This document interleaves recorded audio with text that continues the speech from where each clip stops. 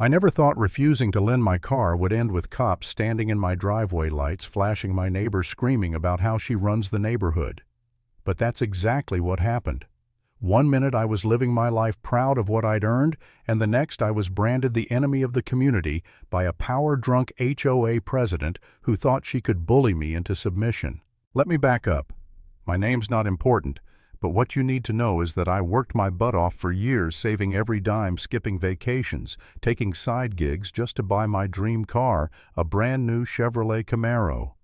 That car wasn't just metal and wheels, it was proof that every late night and every sacrifice meant something. I washed it twice a week, parked it perfectly so the sun hit just right, even installed cameras around my driveway just to protect it. And when I first pulled into the neighborhood with that engine growling, I felt on top of the world. Of course, the world has a way of sending someone to knock you down. For me, that someone was Meredith Carter, the self-appointed queen of our HOA. Picture a woman in her 50s, visor pulled low, clipboard clutched like a scepter, walking around like she owned every blade of grass in Pinewood Valley. Most people kept their heads down, let her rant about lawn heights or mailbox colors, but I wasn't wired to bow down. I figured if I kept my distance, I'd stay off her radar. Wrong. The second she saw my Camaro, her eyes narrowed like a hawk spotting prey. She strutted across the street, sandals slapping like war drums, plastering on a fake smile. "Nice car," she said, voice dripping with jealousy. "Must be hard to maintain something that flashy around here." I shrugged it off, but that was just the opening act.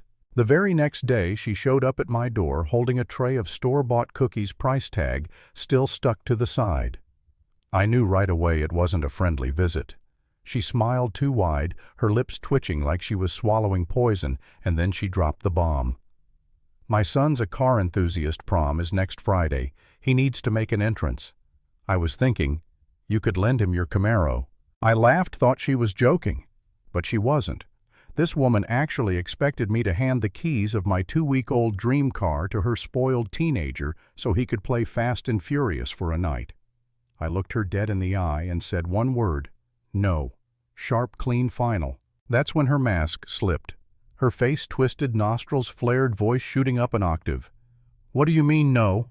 Nobody says no to me. You'll think about it and you'll come back with the right answer." Then she spun around and stomped off, nearly tripping over her own sandals.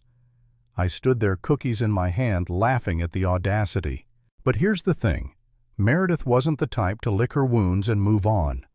A few days later, I found a letter stuffed in my mailbox, printed on HOA letterhead like some kind of government decree. It actually said, "Failure to comply with community requests marks you as an enemy of the neighborhood." Enemy. What is this? The Cold War? I crumpled it up, tossed it aside, but I should have known it was just the beginning. Soon after, the fines started coming. $20 a day for non-compliance with community spirit. Spirit. As if refusing to loan my car was some kind of spiritual offense. Every week she mailed me another invoice, the numbers stacking higher than Monopoly money. I ignored them all, thinking she can't actually do anything. Deep down, though, I was angry that someone thought they had the right to punish me for not giving in to their entitled demands. And then the real threat landed on my doorstep. Another letter warning me that if I didn't pay, law enforcement involvement would follow within 48 hours. That's when, for the first time, doubt crept in. I started asking myself, what if she can? What if the HOA really has that kind of power? Could my car be towed? Could they mess up my credit, my reputation? For a moment, I almost caved. I sat at my kitchen table staring at the pile of bogus fines, feeling like maybe I should just pay to make it stop. I felt small-cornered, like the walls of my own home were closing in. Friends told me to let it go to avoid trouble. And I'll admit it, I almost did. I almost gave Meredith what she wanted just to keep the peace. But then something snapped in me.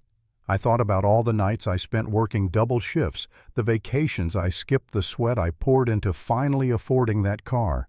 And I realized no one was going to take that from me. Not a bully with a clipboard, not a fake queen of a neighborhood, not anyone. So instead of crumbling, I started preparing. I collected every letter, Every invoice, every piece of nonsense she sent me neatly organized in a folder. If she wanted a war, I was going to fight on my terms. 2 days later, around noon, I heard the furious stomp of sandals on my driveway. My camera caught her red-faced, gripping her clipboard like it might shatter in her hands. She pounded on my door, screaming about disrespect, about making an example out of me. And then right there in front of me, she pulled out her phone and called the cops. I didn't panic. I leaned back against the doorframe, arms crossed, watching her put on her sweetest voice for dispatch. Yes, I need officers immediately. One of my residents is refusing to comply with HOA law. HOA law. I almost laughed. Minutes later, sirens flashed red and blue against my windows. Meredith stood at the end of my driveway, arms folded, smug grin plastered on her face like she'd already won. She muttered, "Finally someone's going to teach you respect." The cops stepped out calm, assessing the scene. Meredith sprinted toward them, waving her clipboard like it was the Constitution. "Officers, he's refusing to pay his fines, breaking HOA rules, disturbing the harmony of this community. Arrest him at once." The officers glanced at each other, confused. Arrest him? For unpaid HOA fines, one asked. Meredith doubled down, shrieking, "Yes, he owes hundreds. He refused to lend my son his car for prom.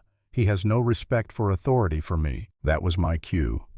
I walked forward, calmly pulled out my folder, and handed it to the officers. I explained how she tried to bully me into lending my car, how she'd written fake fines, how she'd threatened me with police over nonsense.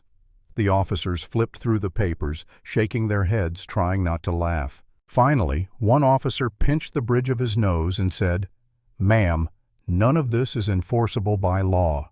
You've wasted police resources over your neighbor refusing to lend you his personal property." I swear I saw the exact moment her smug smile cracked.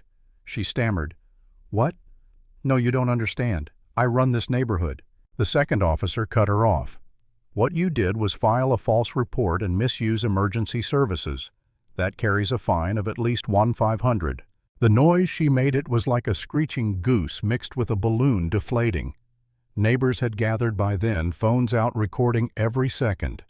And when the cops handed her that ticket right there in front of everyone, the whole block erupted in laughter. By the end of the week, the HOA board voted her out. Just like that, Meredith Carter, Queen of Pinewood Valley, was dethroned, stripped of her clipboard power, reduced to a neighborhood punchline. And me, I didn't celebrate. I didn't gloat. I just stood by my car, watching the sun bounce off its hood, feeling something stronger than pride. Relief. Justice. Because in the end, the lesson was simple. Bullies only win if you let them.